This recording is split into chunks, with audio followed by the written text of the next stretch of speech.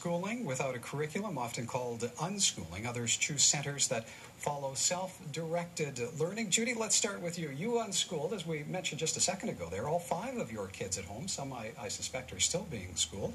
An approach that goes one step further from structure than homeschooling. Why have you chosen this approach? Well, basically because we started out homeschooling, as most people know it, kind of like school at home. And as most homeschoolers know, about the first month, your children resist. They don't want to do the agenda or the schoolwork or the workbooks. So you try other approaches and you try and make it more fun. You go on field trips, you follow their interests more, and then you're all having fun. You're all enjoying learning. How do you know, though, that they are actually learning? Well, a lot of their learning is invisible because they don't produce a lot of output, or they may produce it, but you can see every day in observation when they come to you and say, I just figured out X plus 2 equals so-and-so. So it really assures you that, hey, I didn't teach them this, but they got it from somewhere. David, this would put a lot of responsibility, one would think, on the child to direct their own flow of education. Do you think kids are ready for that degree of responsibility? At any age, some kids are ready for it compared to other kids of the same age. There are some 5-year-olds who are ready for what's put in front of them at that age, and some who are not, just as there are 8-year-olds who are ready or unready. The people who care about education have been experimenting with education for 200 years, for as long as we've had public school education. And all of us, those parents, their children, and the general public, have benefited from the experiments. We've seen self-directed learning and experimental or experiential learning at different times for the last 80 or 90 years that I can think of. And this is good. As I say, it's good for those kids and those parents. It's good for the public school system. But at the same time, we have to acknowledge that none of it has gone viral. Though it has been an experiment for 80 or 90 years, it hasn't become the dominant means of education. There are problems with that kind of learning when you try to generalize it. Lynette, is curiosity... We'll get back to Judy in just a sec, because I think Judy probably has something to say in response to David. But if I may ask you, is curiosity enough to trigger the learning process and to be successful at learning?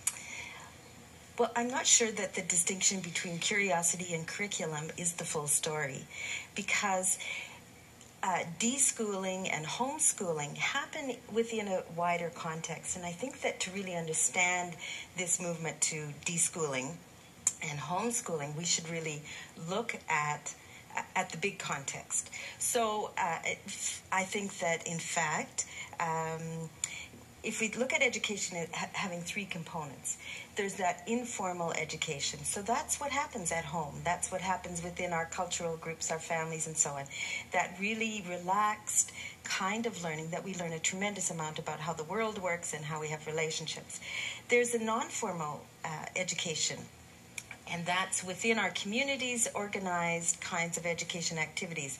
Churches do that, mosques, Boy Scouts, and so on. So there's an agenda, and children learn within that. And so it's a little bit informal, but not as much as the formal education sector. And there we learn a state-mandated curriculum. We learn about citizenship. We link, I think, the 3 kinds of education together. So I think there's plenty of room for curiosity within all kinds of education, all aspects of education. So I think that if we really want to understand if this is a good trend or if this is a helpful trend for both the children and for our society and our communities, we need to look at that wider context for this resurgence of deschooling. I know that parents have ultimate choice and ultimate responsibility for their children's well-being in all aspects, but we also are a society. We are also citizens, and each one of us contributes to the public well-being. And I'm going to I'd like to interject here and Please, Judy, add yes. some comments. I think we are on the cusp of a huge change in education.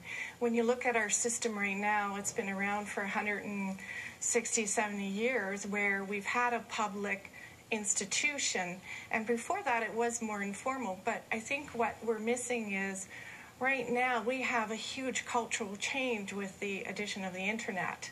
And before, when the teacher was the smartest person in the community and we sent our children to be taught, now we're raising the first generation where they are more culturally adapted to technology than a lot of the teachers and the parents.